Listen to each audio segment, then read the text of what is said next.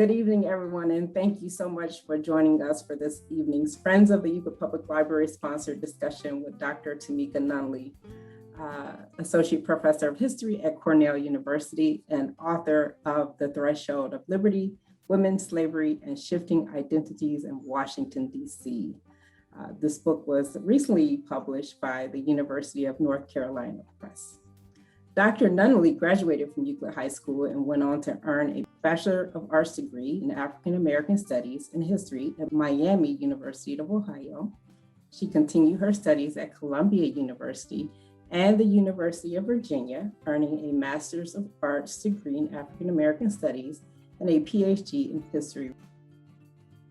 At the Threshold of Liberty, Women's Slavery and Shifting Identities in Washington, D.C. reveals how African American women, enslaved, fugitive, and free, imagined new identities and lives beyond the oppressive restrictions intended to prevent them from experiencing liberty, self-respect, and power.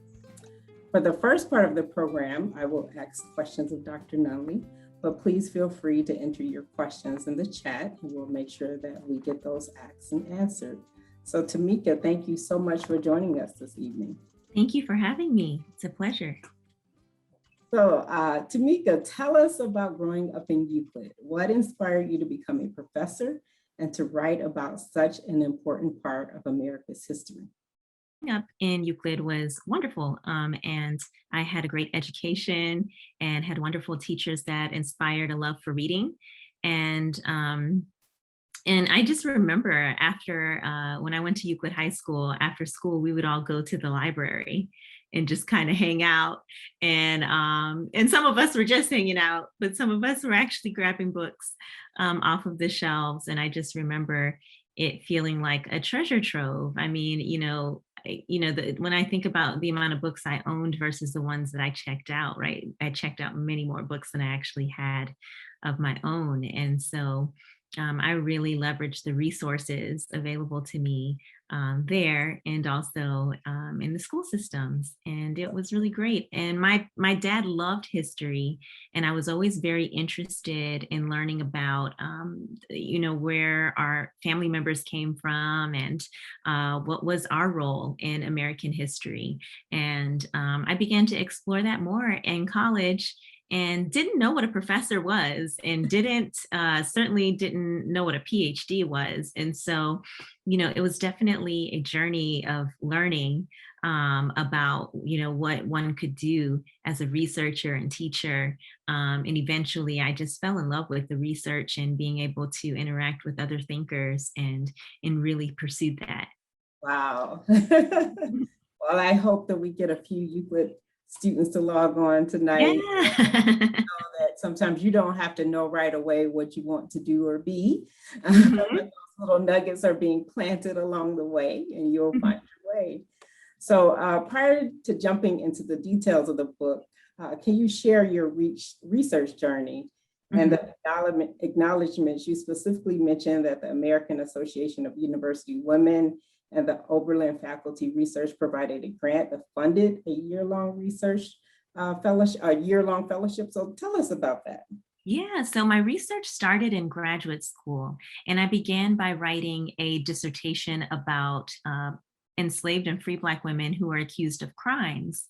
And what I realized was that the story was much more complicated than that. And who was considered a criminal was very much determined by laws that specifically applied to Black people, whether they were enslaved or free, that were very different from laws that applied to white people and European immigrants. And so I started off researching in the National Archives as a graduate student and collecting resources and kind of piecing together a story about African-American women in the Civil War era in DC.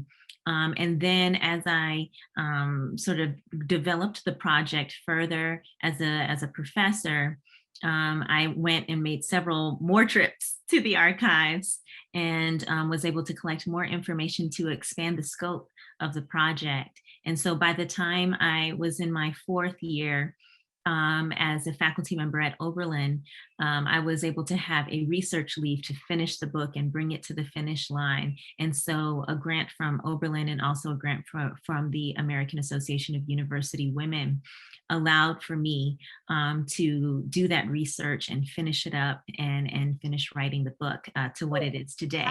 That from like start to finish. Yes. That's a commitment. So thank you. Yes. So let's talk about the time frame of At the Threshold of Liberty. So tell us about what years are you covering and why did you choose this particular time frame? Yes, so as I mentioned earlier, the dissertation started as a Civil War project. And then I realized that a lot of these women's actions that they were taking during this time were happening much earlier at the founding of the Capitol, right at the very beginning of the 19th century. So I started sort of bringing the chronology up earlier and earlier. And what I realized is that Black women gave Washington, D.C. a very distinctive shape. Today, when we think about D.C., many of us are familiar with the fact that DC has a really robust African American population, and that population has a strong history. And so what I learned in my research was that that history began much earlier with the founding of the Capitol, where many of those African Americans were enslaved and eventually earned enough money to be able to purchase their freedom or found extra legal ways, right, to become free. But they began to build their own Black institutions that gave Washington, D.C. a very robust culture, a very vibrant history of African Americans who had been there from the very beginning. And so that forced me to kind of branch out of the Civil War era and look to the earlier time period in which African Americans were there. And because Washington, D.C., when it was founded, was carved out of Maryland and Virginia, the oldest slaveholding states in the country, they were there well before the Capitol was even established. I was thinking as I was reading your book, I was actually just in DC like last week or so. And I know at the start of your book, you were kind of describing, folks purchasing the land and buildings hadn't been built yet, or some buildings were in progress. And so as we were walking around, I was just kind of thinking of that because we sometimes we don't take the time to pause for a moment and think, wow, all this stuff that's here right now at one point in time, it wasn't here. So very interesting. So DC is carved out of Virginia and Maryland. Your focus is early 19th century, and then you stop pretty much, even though you talk about the Civil War a little bit, you don't go into much detail about the Civil War.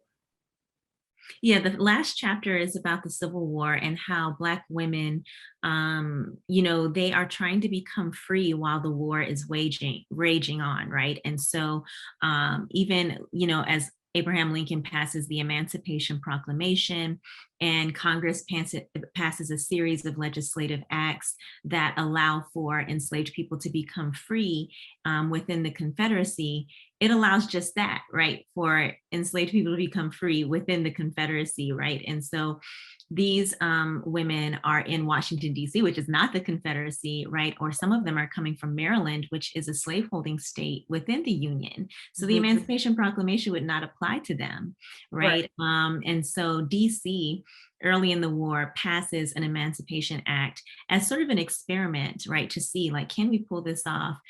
Can we compensate slaveholders for their losses? Is there a way, right, to do this in order, so to speak, right?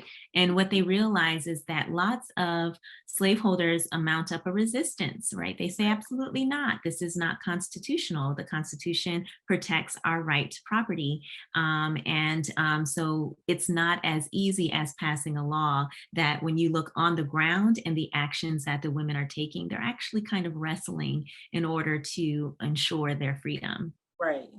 So if we go back to the start where you started at, when there were no protections, there were no laws that were protecting Black women and girls. So what were some of the barriers that they were facing in this early time in DC? Yeah, so, slavery is very prominent in that Chesapeake region, right? So if you're thinking about Maryland, DC, Virginia, right, that the domestic slave trade in the United States kind of gets its start in the Chesapeake, right, where there are the largest concentration of enslaved people.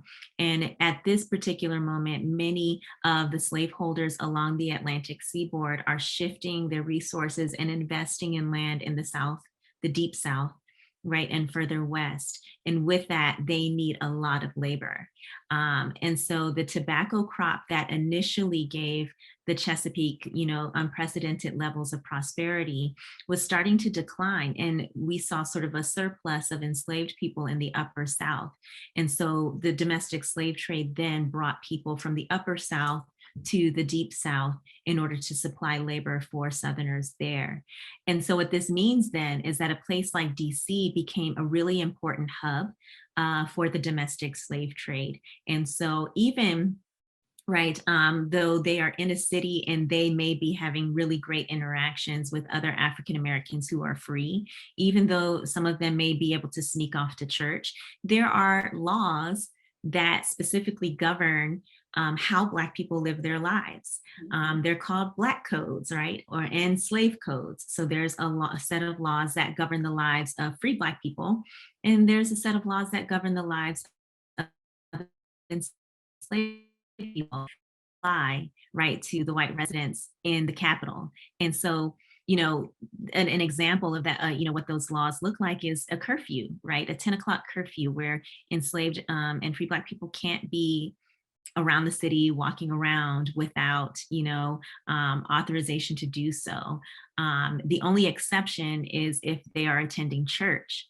And so then that changes what church means, right? So church in our minds means that this is a very religious, spiritual encounter, but for many of the African Americans in the city, it was a social space. It was a political space. It was a place in which you had dinner together, where you raised funds, right? And where you supported one another. And in some ways, right, it was a haven for Black people while they sort of dealt with the obstacles that came with this racialized law. And oftentimes this law prevented, right, gatherings that were larger than a certain number. These laws also required them to have, a certification of whether or not they were enslaved or free, right? And so even though Black people created these robust institutions, they did so, under tremendous pressure and against huge odds, right? And so sometimes I think we can look at a story like that and say, oh, that was easy. Slavery was easier in a place like DC. And I just, I don't think anybody ever thought that to me. And that's just not a good framework, right? From which to understand or approach even the study of slavery, right? The important thing is to understand, okay, what were they up against? And yes, this may look different than what we see in Louisiana or in Mississippi, but right, the slave law, Black codes, right, circumscribe Black life in various ways that they have to learn, right? And they do learn. They learn these laws. They learn how to navigate them. They learn how to maneuver beyond them. And sometimes they take extra legal measures, right, in order to realize their own goals. And it doesn't, on paper, they're considered criminals when they do that. But when we think about, just the human desire for freedom, we realize that they weren't being criminal. What was criminal was slavery, right? Right. Well, I was thinking about during the Holocaust or that time period, and Jewish people had to wear the yellow star. So they clearly identify that as a Jewish person. They had certain rules to follow. And so in the book, you mentioned that one of the codes was that Black women had to be able to prove that they were free. They had to have documentation in place and have to be able to show it at a moment's notice. And so what were some, you mentioned, some of the you started talking about some of the strategies, but can you go a little bit deeper and what were some of the strategies that Black women and girls use to overcome these challenges? I mean, I can only imagine, if you're out late, I mean, just thinking now, we get forgetful, I'm getting my things together and, oh Lord, don't forget those papers. Yes. I mean, some people were very strategic, and so, they leveraged their network of other people who knew them, in order to put in a good word for them if they found themselves in a difficult situation. And then more broadly, other strategies that Black women used were to try to become as independent as possible. Right. And I'm particularly thinking about free Black women. They sought education. They thought that education was incredibly empowering, right? And to become literate was really important to both enslaved and free women and girls.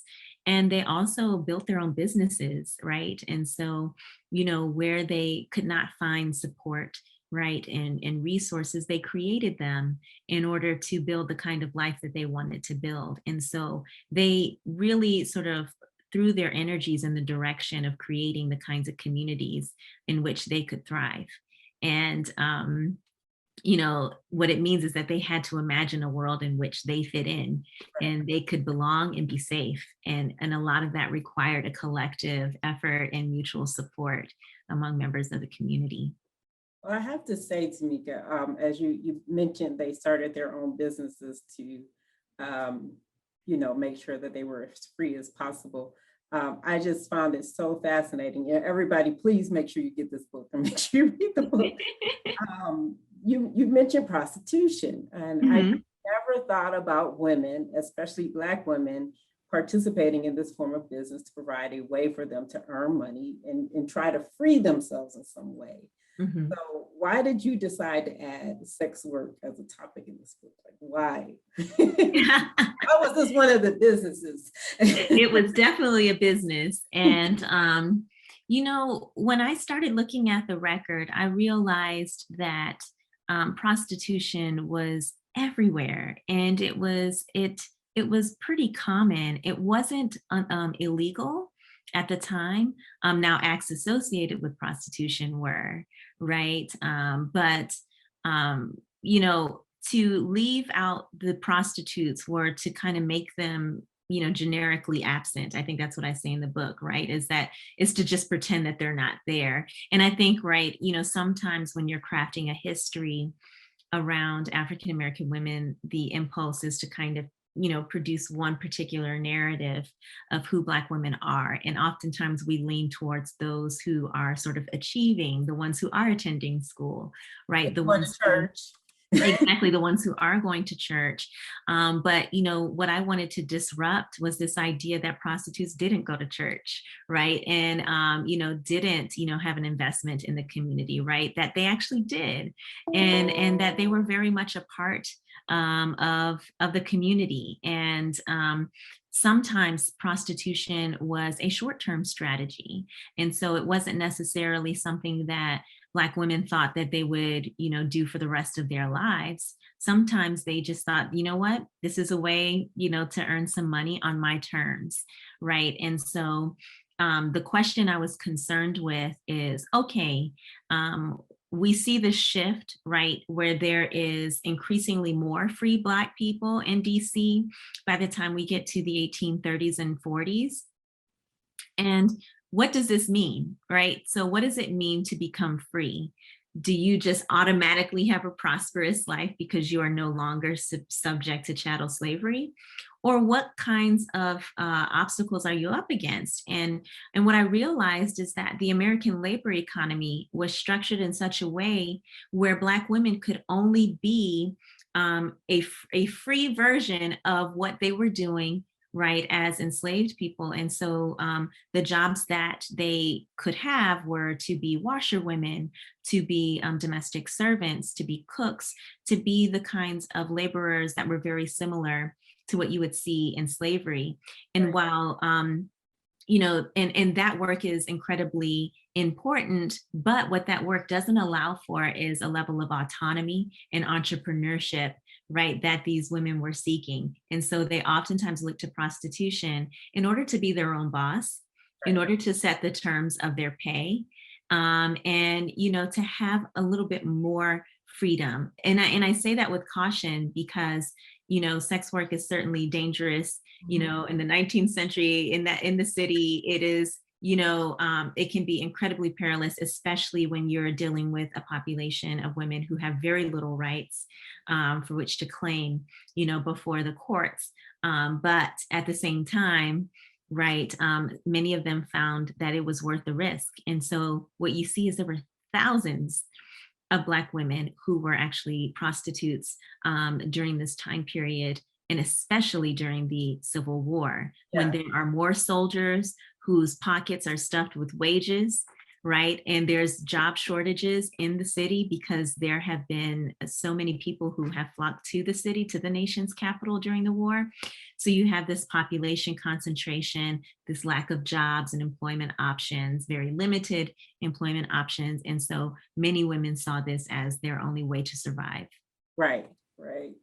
Just so fascinating to me because I don't know what we really imagine about slavery, but, I typically would think that unfortunately a Black woman would have been raped or put into a circumstance where she didn't have any choice about this matter. So it's Mhm. very, just so interesting. So again, guys, make sure you get the book and read the book if you haven't already done so.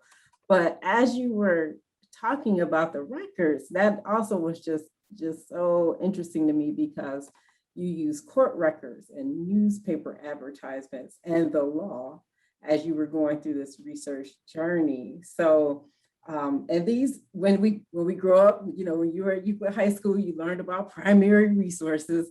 we talked about, which were the documents that we could trust and know that, this was a factual piece of information that I was getting.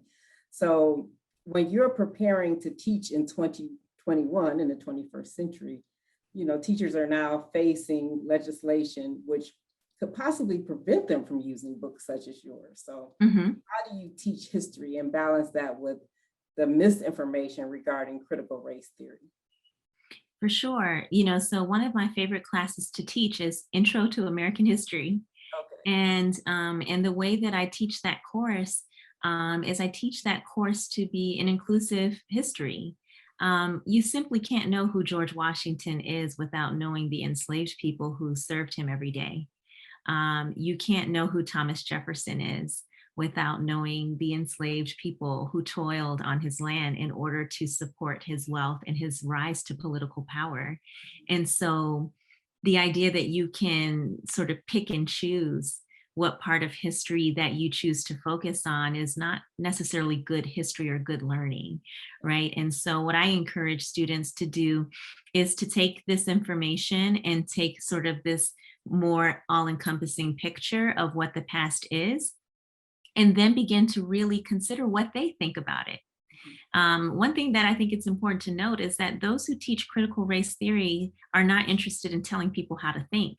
The theory or the framework is a way to begin to pose really important questions. How did we get here? Why does race matter right now? Right? Where did this appear or emerge in our history? And those are the kinds of questions, right, that people are interested in asking, but people are not interested in teaching kids to hate themselves or to feel ashamed of their past, right? I think and I've said this in other venues, that I think that our democracy is at its best when we begin to learn from the past and challenge ourselves to become better. And I think that looking at the ways race has fundamentally shaped America, right, and politics, right, is really an important set of questions to begin to interrogate. And what you come up with it is up to you, right? But the goal for me, anyway, as a professor, is to help students begin to formulate what they think about it. And they're going to come up with different conclusions because they come from different places. They have different values, right? And they're going to bring all of that and all of their experiences to the classroom. And I think it's important that even if there are differences, to have those Right. conversations. Well, I'm certainly glad you mentioned a little bit about the students today, because as I was reading the title, I just kept thinking over and over again, oh my goodness, it's almost like today. It's almost like today. So you wrote about so many different ideas that draw a direct line to what many Black women and girls are experiencing today, maybe not as severe. But I remember in the book you mentioned that girls of 4 or 5 years old will be charged with the care of their master's infant child. And then you talked about the news media and that impact upon the perception of Black women and girls during that time. And of course, prison, I mean, jail was just weaved in the whole book. And the perception of Black women's bodies, and, you know, of course, with the whole prostitution thing. So, yes, you know, did you purposely mean to have that direct link, or was this a natural occurrence as you were writing the book? And then how can we use the lessons of At the Threshold of Liberty to address some of the issues that Black women and girls are facing today? Well, it's funny, we're trained as historians to not make necessarily explicit direct links to the past. So we're always trained to let the past be the past, right? But the tricky part about that is that the ways in which Black women and girls are read, their bodies are read, understood, right, in so many different spaces in America is very much tied to this legacy of slavery. Slavery happened by design. It didn't happen by accident. And so what we find ourselves in right now in this current moment is that we haven't finished undoing the work of what slavery created. And because we don't want to include it, we don't want to talk about it, and we want to kind of push it right to the past. But these racialized ideas and gendered and sexualized ideas about who Black women and girls are have their roots in slavery.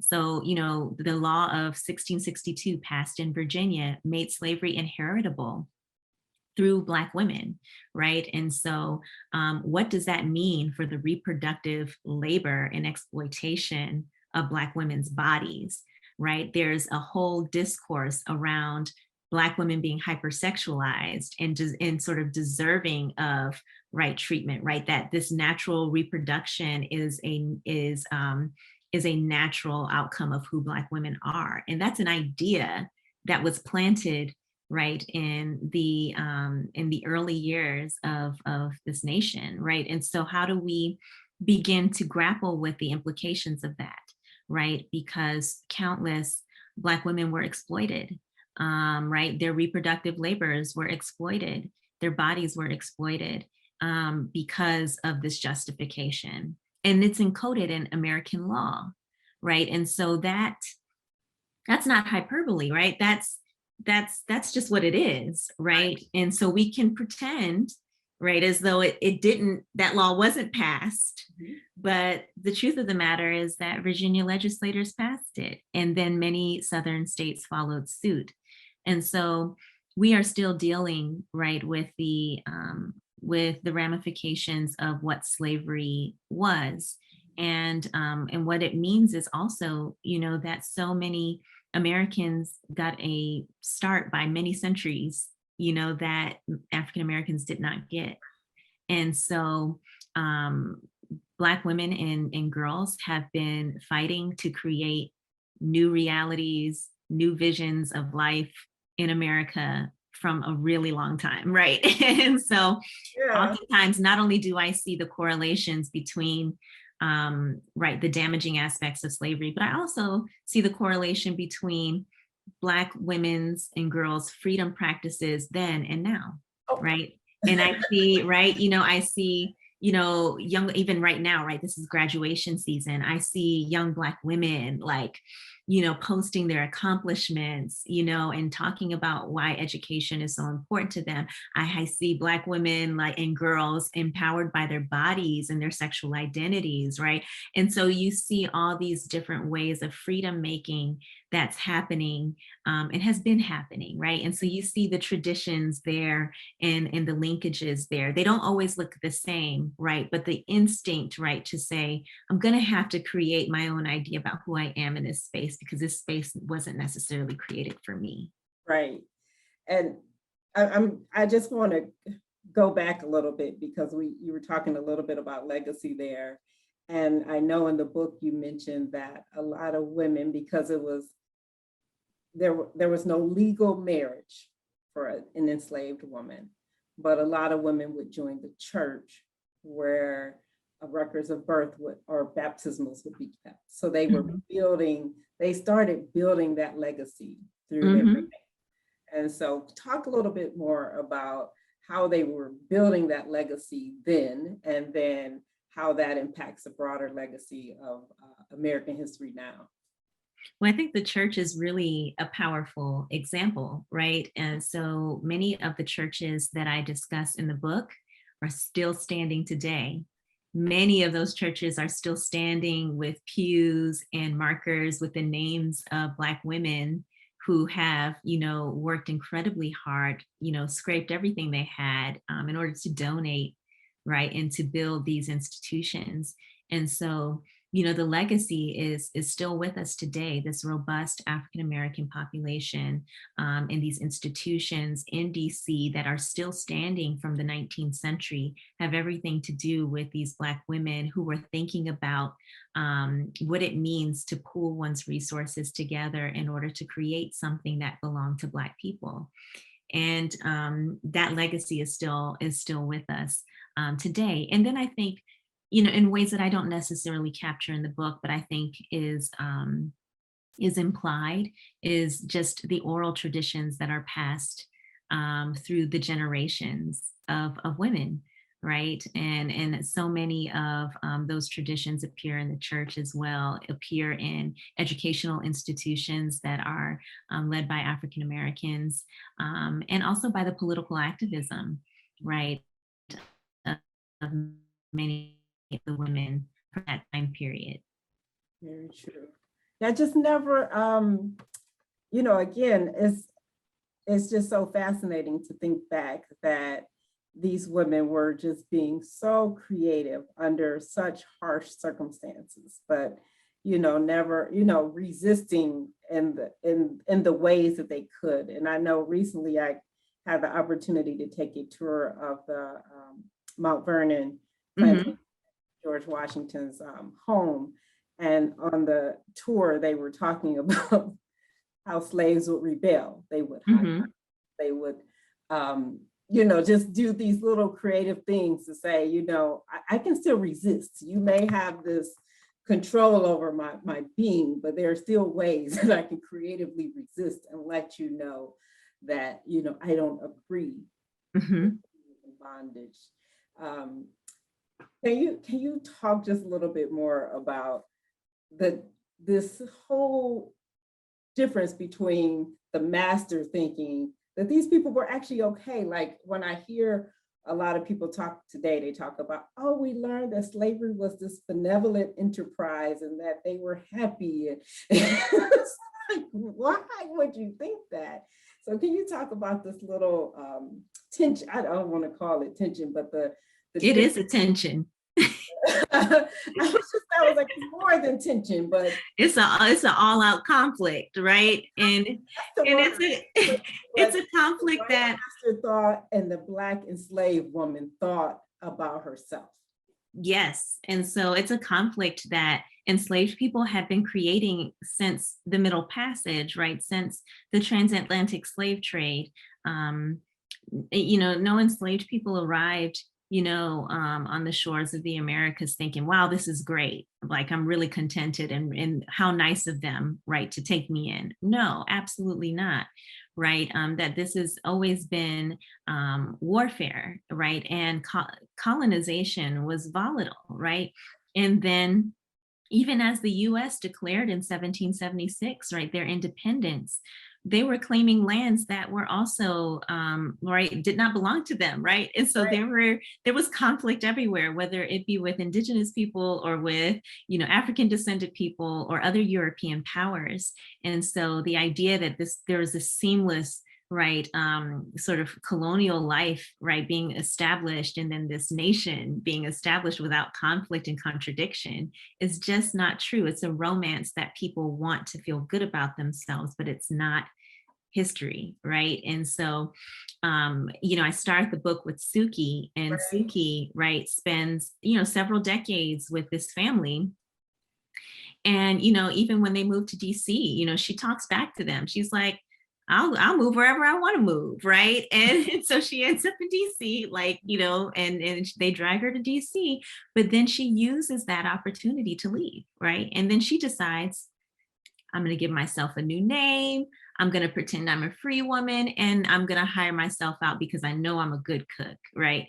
But, this happens in her, later years, right? She's older when she does this. And the reason why I like to start with that is because really the resistance begins when Black people begin imagining a different reality, right? And that's harder to capture with archival records, right? But Suki begins to help me envision what are the possibilities, and to be honest about what the record can't tell me, but to say that she had been talking back for years, and I believe that she had also been imagining a very different reality, right, for many years. And so the escape and the strategy to read, she already had a new name, she had employment prospects. She had been plotting this, right? And so resistance isn't always these kind of spontaneous moments. Resistance is oftentimes, right, just this constant plotting and deliberating, right, and working yourself up, to act on it, right? And so she does that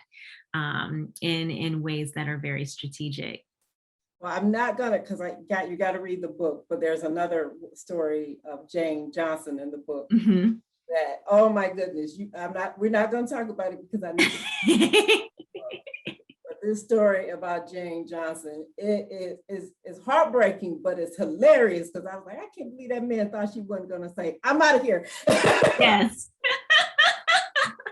I was like, And when we really think about it, it's you're like, of course, right? And but I think because of the way that history has been framed and taught, right, it's been oftentimes shrouded in myth, right? This mythology that this was a benevolent institution, and it wasn't, right? And so when you accept that it wasn't a benevolent institution, then resistance becomes more palatable as you're reading and understanding these stories. Well, as you mentioned, your dad was he planted that seed with Hmm. researching your history. And so I don't know I feel like I've just always been around my family reunion. Somebody was always telling a story about this or that. And so I've been doing our family genealogy for quite some time. Hmm. And, just finally being able to get the name of my great great grandmother, Katie Harris, it was just such a moment for me. But I told you before we started this conversation that I had to create a timeline because a lot that you're covering, and I had to know who was where. And I'm like, wait a minute, who was living during this time? And Yes. as I plotted my timeline, I put her name down. I was like, oh my goodness, she was living during this time, and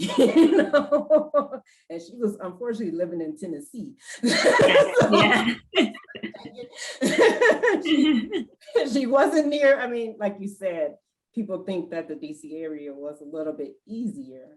It Mhm. might have been as compared to the deeper South, but slavery is slavery. So, And it was geographically strategic for Black people, right?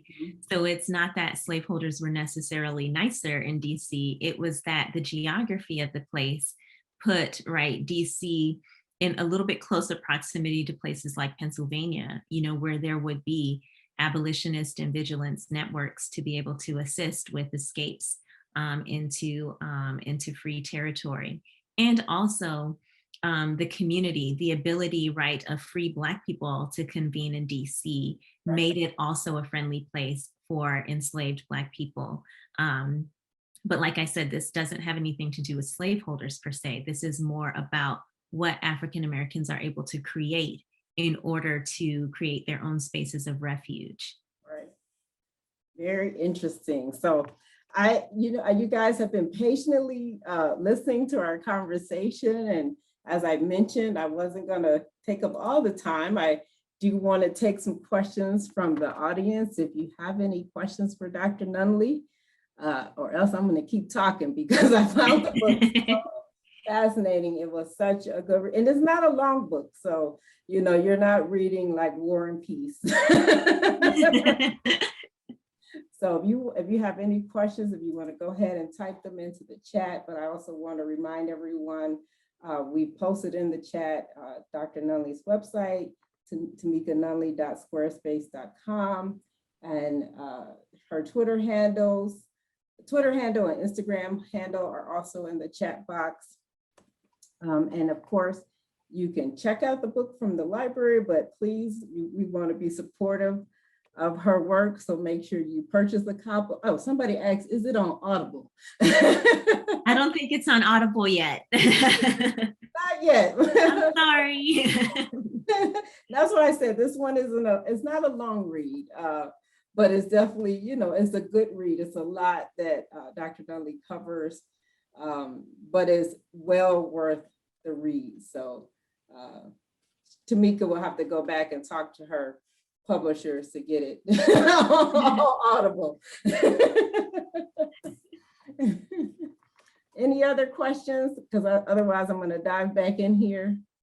If you guys feel like you have a question, feel free to jump in at any time. But so this is your first book. Yes. So is there another book coming up? What can we expect from you in the future? For sure. So I'm finishing up a second book that's about justice. So this book was about liberty, and now I'm looking at what enslaved women and girls can tell us about justice, particularly those who end up in the criminal courts for murdering their masters, for murdering other people, right? Also trying to poison people, acts of sin, and also infanticide. So it's a pretty heavy book in terms of the tone of it, but I think it asks really important questions about just this myth of benevolence, right? What do these acts that these women engage in tell us about how benevolent, right, slavery is, and the slaveholders themselves? And what you get from the trial records is these really, awful stories about what these women have been through. And by the time they get to the point where they're murdering their masters, they had experienced just really high levels of brutality and cruelty. And so it poses the question of, what is justice? What are the possibilities of justice in the American South during that time? Well, I certainly, as I mentioned before we got on the call, I could not imagine living during that time. And my personality, my temperament, I very much believe that someone would have died and Kacie would have been in jail. Yeah. If not killed myself. So I just could not imagine the day, because they were working from sun up to sundown. And when we walked around the Mount Vernon plantation, I've also had the opportunity to visit George Washington's plantation. I'm trying to blank on what the name is. I can't think of George Washington's plantation name, but just walking and thinking about that they were doing laundry and the distances that they had to walk, or the farming, and how exhausting and hot. Yeah.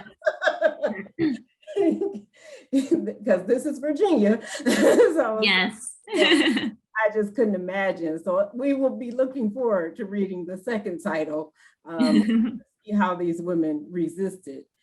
We have a question, a visitor, a guest joined in a little bit late. She wanted to know how you got the ideas for the book. We're going to repeat it because I think it's important, because it was a couple people who chimed in late. So can you give us a little bit more about your research journey and your graduate degree?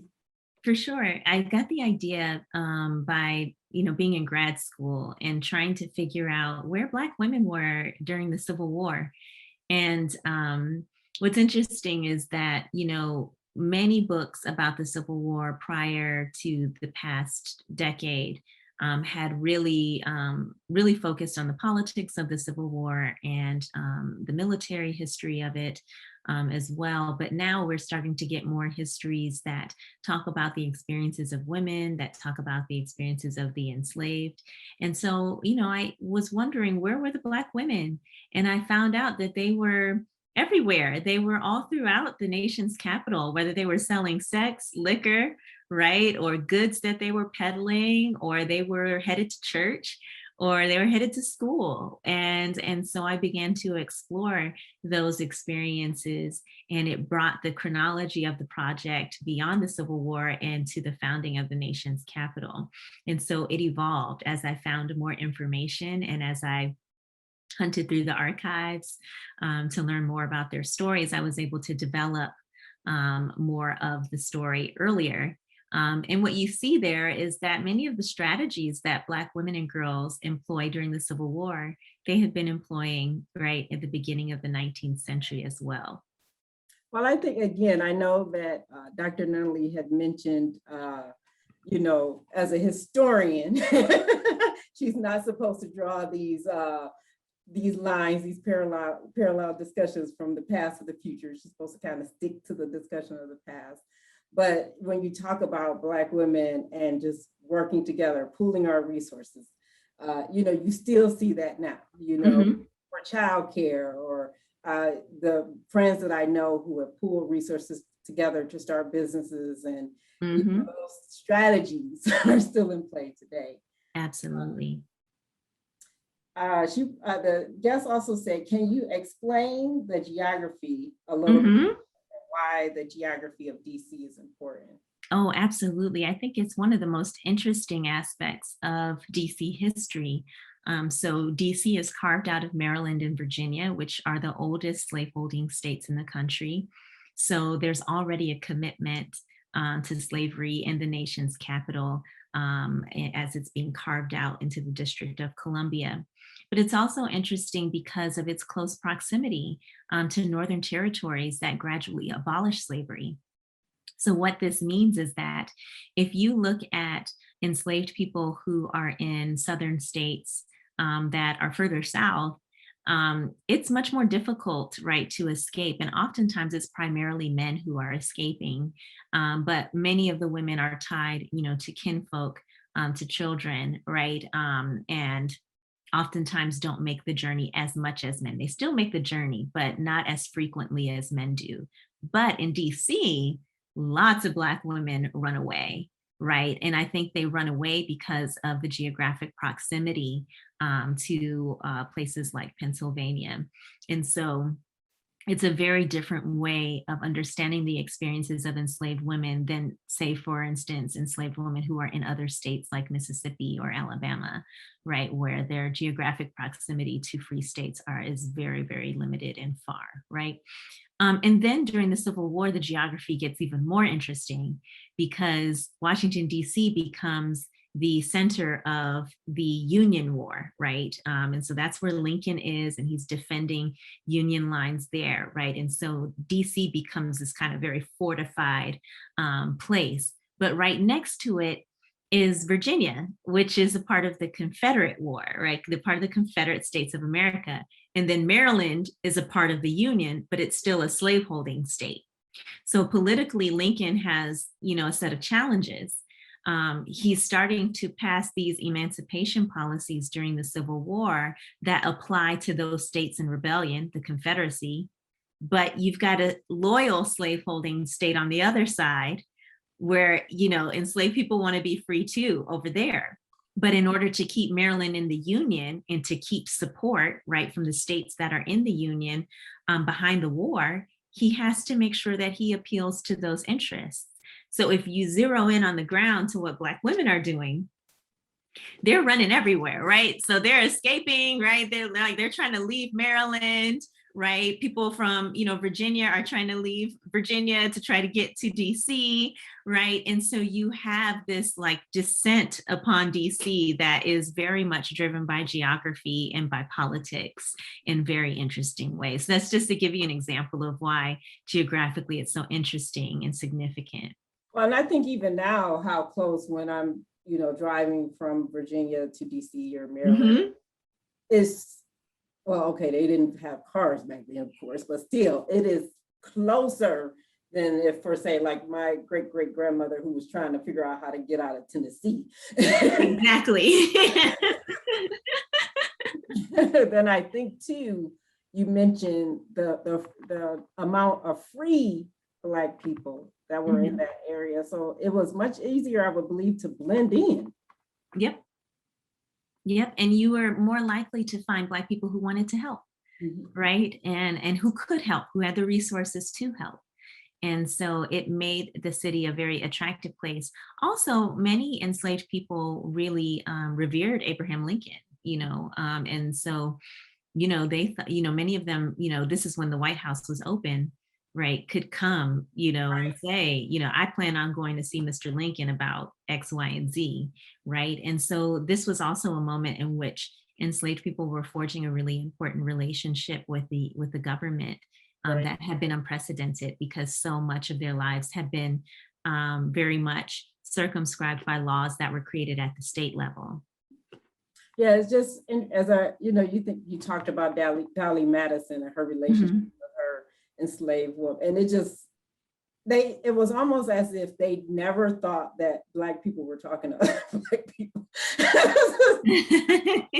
It's so fascinating to me that you weren't thinking that these Black women were, especially just thinking about, that at any point in time they could have been raped, they could have, the horrors and not to say that the men didn't face horrors as well, but just the horrors that they faced, that they wouldn't have been having these conversations. I mean, I think about the conversations that we have as women now. I mean, always, kind of plotting and thinking ahead even now about how we can make life better for our daughters and our granddaughters. And so I just found that story of Dolly Madison. It was like, really, Dolly? Absolutely. Dolly Madison was a slaveholder, right? And so, what I show in the book is that, yes, she's one of the most popular first ladies in American history. And she, threw these show-stopping parties, right? But at the same time, in order to do that, she relied on the labor of enslaved people and enslaved women in particular. And when she fell into financial straits, she sold them, right? Without without much regard for the relationships that those enslaved people had, the ties that they had to their community there. And so at the end of the day, she was still a slaveholder, and it was still about money and property. Yeah, and whenever I go to, when you visit different museums or exhibits and you see these beautiful gowns, these beautiful pieces that were made, or you visit Monticello, that's the name of the Jefferson plantation. Yes. Even Mount Vernon, you see this just beautiful work. And so I know that, this house was built by slaves, this beautiful dress that Mary Todd Lincoln was wearing, designed, created, and sewn by a Black woman. So I'm always like, you have this kind of weird relationship with going to visit museums and things like that, because they don't discuss it enough in my head. But as I walk through exhibits, that's my frame of reference, that it may not be on the plaque that this gown was designed by an enslaved African woman, but I know that. Yes, absolutely. And it goes back to your question about teaching history, right? So if you take a class to Monticello, can you tell the story of Thomas Jefferson without telling the story of slavery? Right. And that's the question that we need to ask ourselves. And that's the question that critical race theory invites you to ask. it's not about telling you what to think about that fact, right? The fact that enslaved people were there, but it's to acknowledge that they were there and they were doing really important work in order for Jefferson to become who he became, right? Exactly.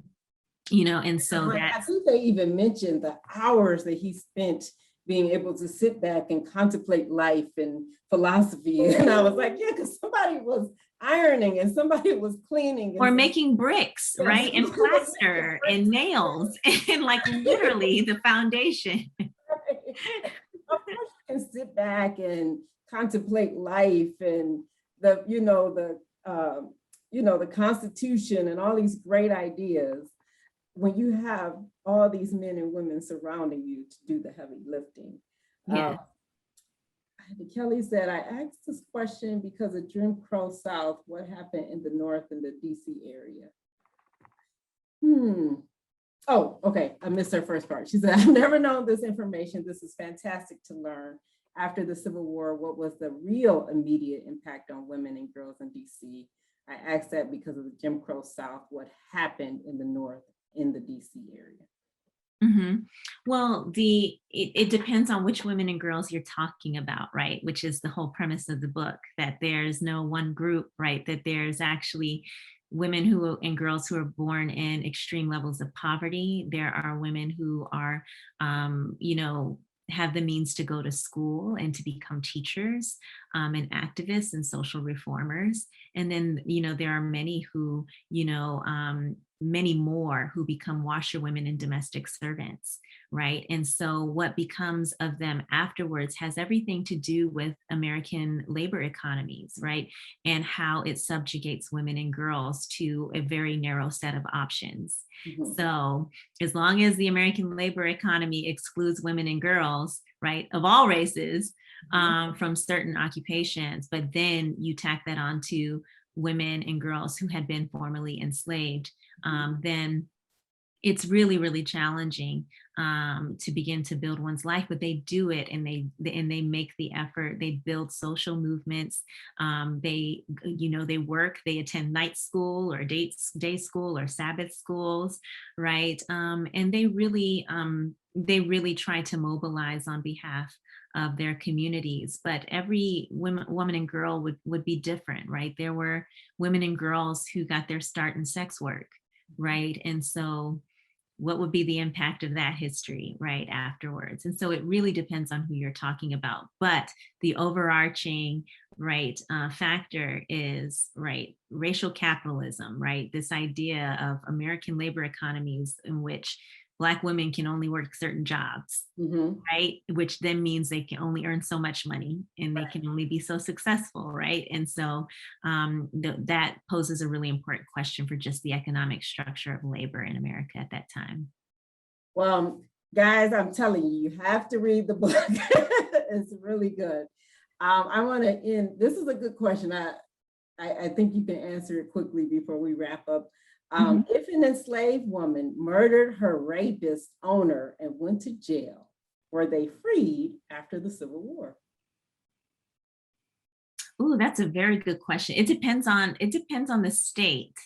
And so, in DC, I haven't come across a case where that has happened. If you had a term of service that you needed to serve, that you actually had to serve it, right? And so emancipation didn't intervene with your sentencing. Now, if you were in the Confederacy, that might look different because, if you got sentenced under the Confederate government, the Union government didn't acknowledge the Confederate government and its sort of judicial processes. Wait a minute. So these women could have went rogue right before the end of the war and started killing all these people. Perhaps, but it just depends on this. It depends on the place, right? If there's enough evidence, to show that an enslaved woman did murder a white person, at the time, the judicial system did not acknowledge the rape of Black women, and so I think it's really important to know that rape was white men were never held accountable for the rape of Black women by law, and so. what that information could do is to save her from the gallows, from being executed, and then having her sentence commuted right to sale and transportation to the Deep South. But that's not freedom, right? And so, only in rare instances have I ever seen, I don't even think I've seen it yet. I'm looking for it, where Black women become free because of those kinds of circumstances. But that's a really excellent question. I'm gonna look into that question as I'm finishing the second book, because it's a good one. But I do think the important point to take away is that that the law did not recognize the rape of Black women. Well, it has really been a joy. I know this is not an easy topic at all to discuss, but I really enjoyed talking with you this evening, Tamika. And I do encourage everyone to please make sure you get the book, At the Threshold of Liberty, Women, Slavery, and Shifting Identities in Washington, D.C. Make sure you stay connected with Tamika. Her website is in the chat, as well as her Twitter and Instagram handle, because the new book will be coming out in when, Tamika? Oh, I don't know, but I know it's due soon. So okay. Depends on what my editor says. Keep following her so you don't miss when the second book comes out. And of course, we'll make sure that we get a copy or copies of the book when it comes out.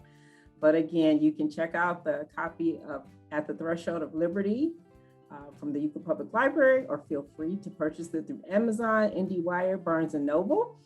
You can go directly to the University of North Carolina Press website and purchase it from there as well. And the book is available in Kindle format. So thank you again, everyone. Thank you so much, Dr. Nunley.